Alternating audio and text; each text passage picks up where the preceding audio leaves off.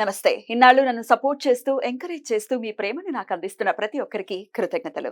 అలాగే ఈ వీడియో కూడా ఖచ్చితంగా మీకు ఉపయోగపడుతుంది. లైక్, షేర్ అండ్ సబ్స్క్రైబ్ చేసి మీ సపోర్ట్‌ని నాకు అందించండి. అలాగే ఈ వీడియో పట్ల మీకున్న అభిప్రాయాన్ని కామెంట్ సెక్షన్‌లో కామెంట్ చేసి తెలియజేయండి. ఇప్పుడు వీడియోని చూద్దాం. నమస్తే. Welcome to our channel. నేను కుప్పా పద్మిని. ప్రస్తుతంతో పాటు ప్రముఖ ఆధ్యాత్మికవేత్త, ప్రముఖ న్యూమరాలజిస్ట్ లక్ష్మీ నరసింహస్వామి ఉపాసకురాలు శ్రీమతి స్రవంతి గారు మనతో పాటు ఉన్నారు. మాట్లాడదాం. నమస్తే అక్క. నమస్తే పద్మిని. ఎలా ఉన్నారు? చాలా బాగున్నాను. బాగుండాలి ఎప్పుడు మీరు. Thank you. అక్క, అమావాస్య వచ్చేస్తోంది. అమావాస్యకి కూడా ఖచ్చితంగా చక్కటి రెమెడీస్ ని తెలియచేయటం, ప్రతి అమావాస్యకి చెక్ రెమెడీని విశేషంగా గుర్తు చేయటం, చెక్ రెమెడీ ద్వారా ఎంతో మంది లబ్ధిని పొందడం అనేది జరిగింది. రెఫరెన్సెస్ కోసం పాత వీడియోస్ చూడొచ్చు. చెప్పండి అక్క, ఈ అమావాస్య మాఘ అమావాస్య, మరి ఆదివారం వస్తోంది. ఆదివారం అమావాస్య. అలాగే వారాహిదేవికి అలాగే శ్యామలాదేవికి కూడా చాలా విశేష అర్చన జరుగుతుంది. దానికి సంబంధించిన లైవ్ కార్యక్రమం కూడా అమావాస్య రోజు మార్నింగ్ 10 o'clock స్టార్ట్ అవుతుంది. రైట్ అక్క. సో ఈ అమావాస్యకి ఎట్లాంటి రెమెడీస్ ని ఫాలో చేయొచ్చు, ఎట్లాంటి సమస్యల నుంచి అధిగమించడం కోసం? ఈ అమావాస్య మనకి చాలా ఇంపార్టెంట్ అని చెప్పుకోవాలి పద్మిని. ఎందుకంటే సూర్యుడికి చాలా నచ్చే మాసం. అందుకని మనం అరుణం కూడా 4 వారాలు మనం ఇంట్లో మహాసౌర పారాయణంతో చేసుకున్నాం. అరుణ పారాయణం చాలా బాగా చేస్తారు. అసలు ఆ సాష్టాంగ నమస్కారాలు పెడుతూ ఉంటే భగవంతుడు సూర్యుడు అందులో చక్కగా యంత్రం వేస్తారు. సూర్యుడు నిజంగా వచ్చి కూర్చున్నాడు. ఎంత దేదీప్యమానంగా ఉంటుంది అంటే యంత్రం వేసినప్పుడు తర్వాత కంటే కూడా దీపాలు పెట్టేసి మనం పూజ చేసినప్పుడు మాత్రం ఆహా సూర్యుడు అక్కడ విరాజమానమై ఉన్నాడు అని చెప్పి ఖచ్చితంగా మనకి అర్థమవుతుంది అనమాట. మొన్న ఆదివారం కూడా జరిగింది. రేపు ఆదివారం అమావాస్య కూడా తప్పకుండా జరుగుతుంది. చాలా డిఫరెన్సెస్ కనపడ్డాయి నా లైఫ్ లో చేసిన తర్వాత మాత్రం. అయితే అలా మనకి సూర్యుడికి సంబంధించింది ఈ మాసం కాబట్టి ఈ అమావాస్య చాలా మంచిగా మనకి బ్లాకేజెస్ అన్ని కూడా తొలగింపజేసుకునే విధంగా, అంటే రిమూవల్ ఆఫ్ ద బ్లాకేజెస్ అని మనం ఖచ్చితంగా చెప్పుకోవచ్చు అనమాట. బ్లాకేజెస్ ఎక్కడ ఉంటాయి మనకి, మనం ఏ పనైనా కూడా చక్కగా మన చేతులతోనే చేస్తాం. మొన్న రాధా మనోహర్ దాస్ గారు కూడా చెప్తుంటే ఆశ్చర్యపోయాను నేను. మేము కరసేవకులము అని అంటే చిన్నప్పటి నుంచి కూడా ఆ కర్రలతో కొట్టేశారేమో అని మేము అనుకున్నాం. కానీ మేము చేతులతో మేము రామమందిర నిర్మాణానికి ఈ చేతులతోనే మేము వెళ్ళి చేసాం పని అని ఆయన చెప్తూ ఉంటే నాకు ఆశ్చర్యం అనిపించింది అనమాట.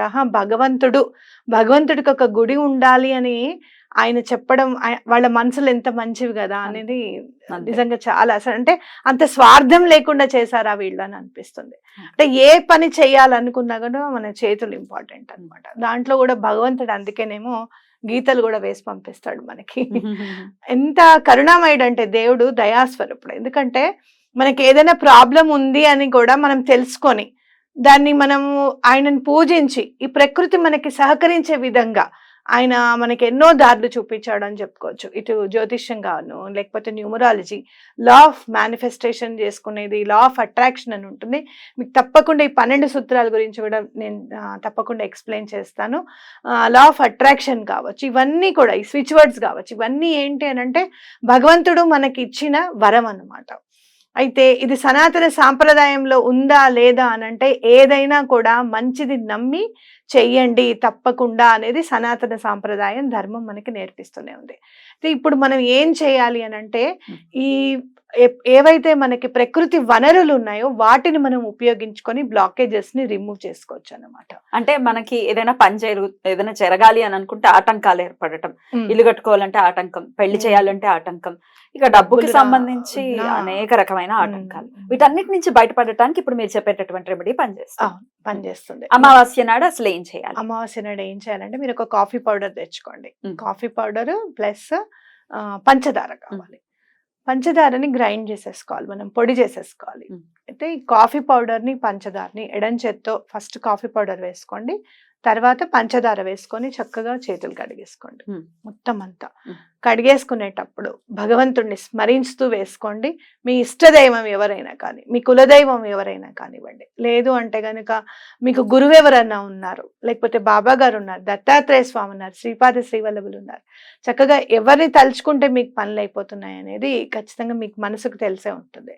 లేదు మాకు ఇప్పుడు కొత్తగా మాకు గురువు అనేవాడు ఉండాలి ఖచ్చితంగా అంటే ఆ శ్రీపాద శ్రీవల్లభుల్ని లేకపోతే షిరిడి సాయిబాబా గారిని గురువుగా అనుకొని చక్కగా మీరు దండం పెట్టుకొని మీకున్న ప్రాబ్లంని అంతా తలుచుకుంటూ భగవంతుడిని తలుచుకుంటూ కాఫీ పౌడర్ వేసేసేయండి, షుగర్ కూడా వేసేసేయండి.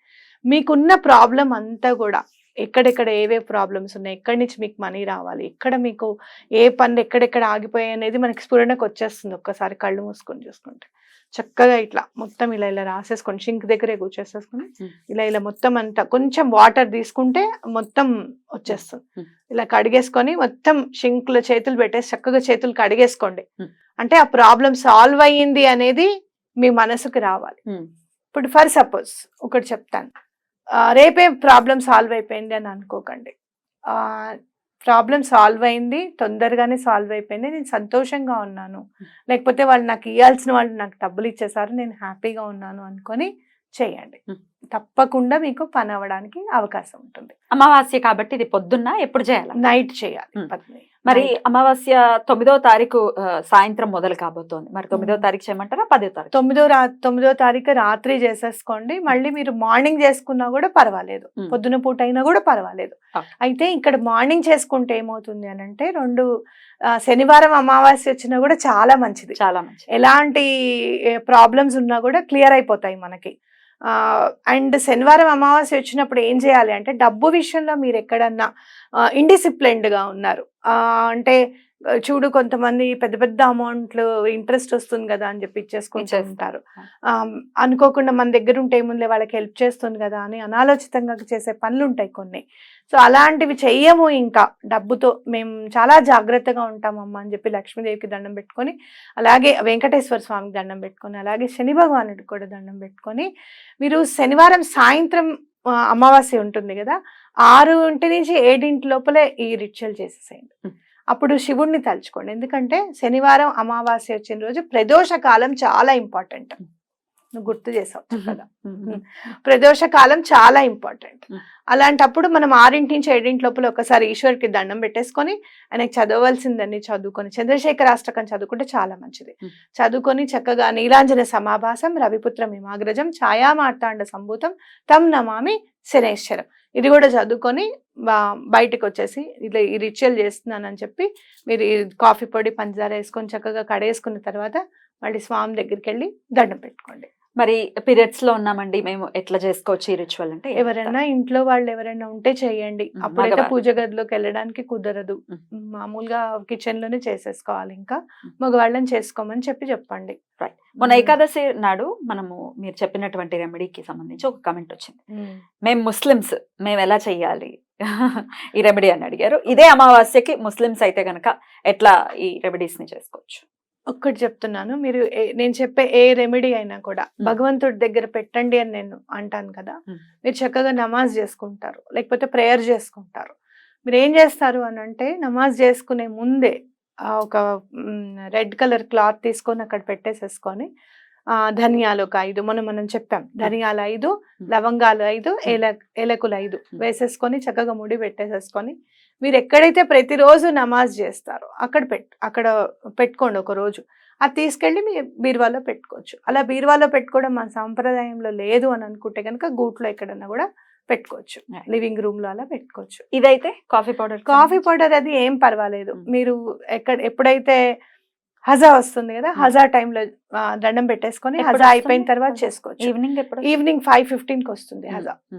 ఈవినింగ్ 5:15 వాళ్ళకి ఆ టైంలో చేసుకోవచ్చు, తప్పేం లేదు. లేదా ఆదివారం పొద్దున్న మాటలుంటుందిగా 5:15కి లేస్తూనే చేస్తారు కదా హజా, ఆ టైంలో అయినా చేసుకోవచ్చు.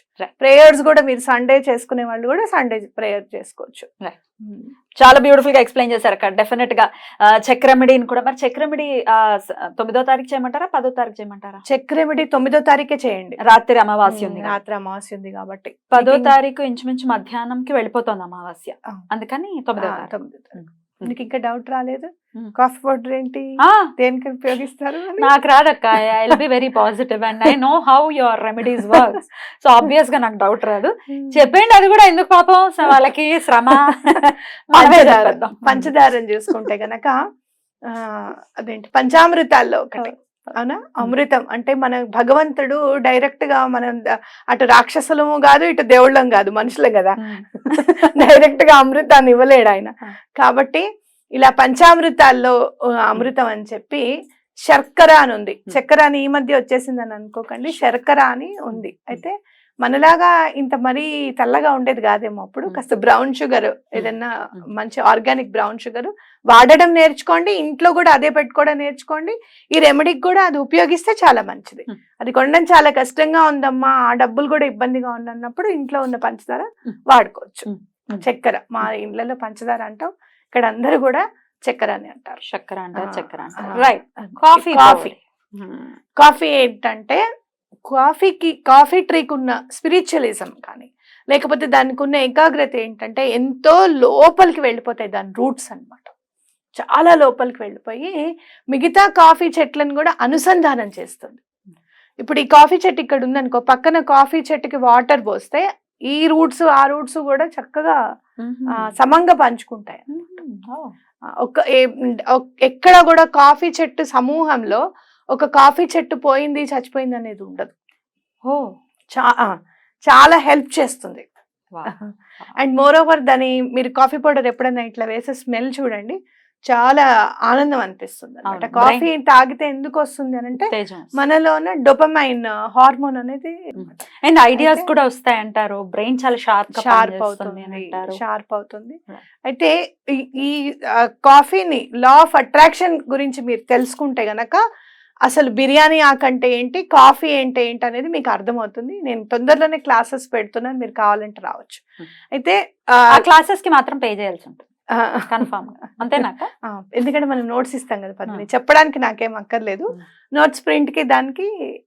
అయితే కాఫీ ఏంటంటే మనకి ఇంకొకటి స్పిరిచువల్ మీనింగ్ ఏంటి అని అంటే అందరిని తను బ్రతుకుతూ అందరిని బ్రతికింపజేస్తుంది. అంటే యూనిటీ ఒకటి ఉంటుంది కాఫీ దాంట్లో అని చెప్పి. ఎట్లా అయితే మనకి అంతకుముందు టమాటా పరిచయం లేదు పద్మిని మనకి, నిజంగా చెప్తున్నా. అంతకుముందు టమాటా పరిచయం లేదు, ఆలుగడ్డ పరిచయం లేదు మనకి, ఇవన్నీ తర్వాతే వచ్చాయి. రైట్ అక్క, డెఫినెట్ గా ఈ బ్యూటిఫుల్ రెమెడీని ఫాలో చేసి బ్లాకేజెస్ ఏవైతే ఉన్నాయో వాటి నుంచి రైట్ అక్క చాలా బ్యూటిఫుల్ గా ఎక్స్ప్లెయిన్ చేశారు. అమావాస్యకి ఏ రెమెడీ చేసుకోవచ్చు అని. చెక్ రెమెడీకి సంబంధించిన ఆ వీడియో డిస్క్రిప్షన్ లో ఉంటుంది లింక్, ఒకసారి మీరు you can go through. Right అక్క, thank you so very much. నమస్తే.